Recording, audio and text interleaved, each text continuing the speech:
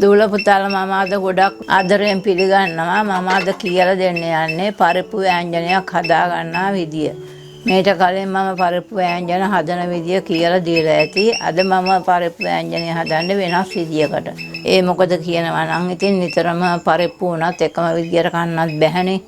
අද මම පරිප්පු බෙදලා තමයි පරිප්පු ව්‍යංජනය හරිගස්සන්නේ. අපි එහෙනම් ඒකට අවශ්‍ය ද්‍රව්‍ය මොනවද කියලා බලමු. තාමත් ඕගොල්ලෝ අර රතු බටන් එක එබුවේ නැත්නම් ඒක ඉස්සෙල්ලා ඔබලා ඉන්න.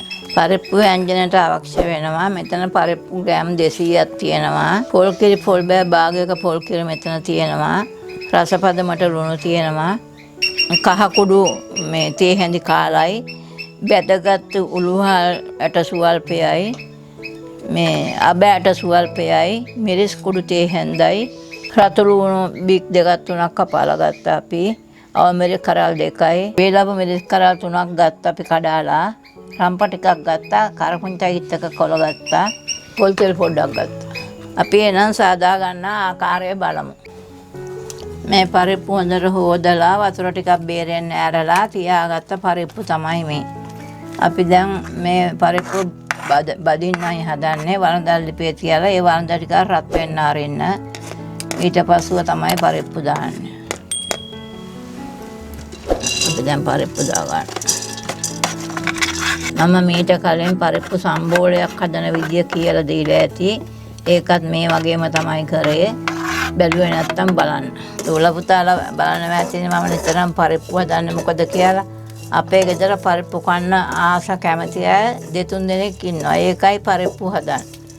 අපේ ළමයින්ට පරිප්පු හැදුවොත් වෙන මොකුත් ඕනේ නැහැ. කෑම කන්නෙත් නැහැ පරිප්පු නැති වුණොත් ඒගොල්ලෝ. අරවා මේවා කියනවා. පරිප්පු එක ලිපේ තියාලා බැදෙන්න විනාඩි 5ක් විතර වෙනවා. දැන් හොඳ සුවඳකුත් වෙනවා.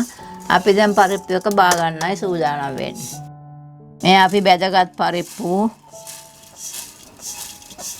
අපි දැන් මේ වළඳට තෙල් හැඳි දෙකක් විතර දා ගන්නවා. මේසේ හැඳි දෙකක් විතර.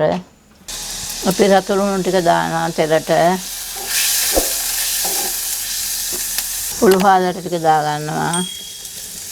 රම්ප කරපොංච දානවා.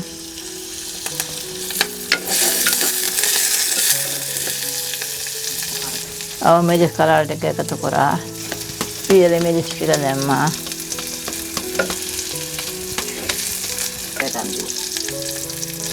ඊළඟට අපි අබෑට දානවා.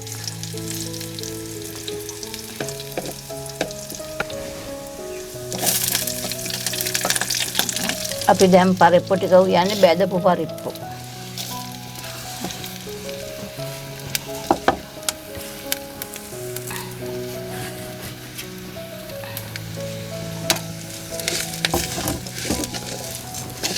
කහ මිරිස් කුඩු දානවා. හැමදාම කන පරිප්පු වෙනස් විදියකට කාලා බලන්න.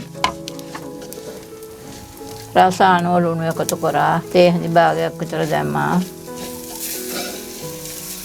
අපි දැන් මේ සියල්ලම ලිපේ තියාපු වළඳට දාලා විනාඩියක් විතර වෙනවා. දැන් දාන්නේ පොල් කිරි.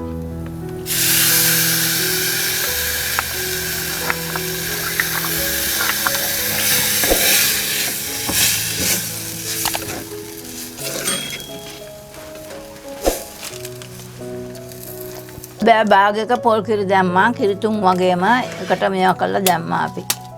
ව්‍යංජනයේට පරිප්පු ව්‍යංජනයේට. පරිප්පු ව්‍යංජනයේට ගොඩක් ගින්දර දාන්න එපා. මේ වගේ මද ගින්දරේ තියෙන්න.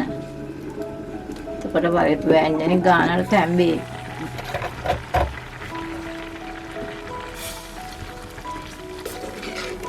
නැහැ කඩාලා යන සුවඳක් නෙන්නේ. මං ඉස්සර සීයෙන් දෙද්දි මේ විදිහට පරිප්පු යාලා දෙනවා. සීය සද්ද නැතුව බත් ටික කනවා.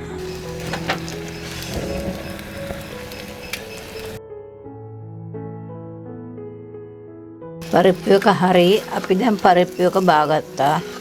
විනාඩි 15ක් විතර ගියා මේ පරිප්පු එක තැම්බෙන්න. ඒ මොකෝ පරිප්පු බෙදලානේ තියෙන්නේ.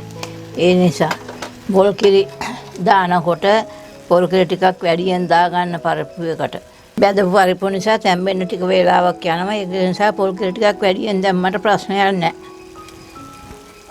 දූල පුතාලා දකින්න ඇති මම අද පරිප්පු ව්‍යංජනය හදනවා.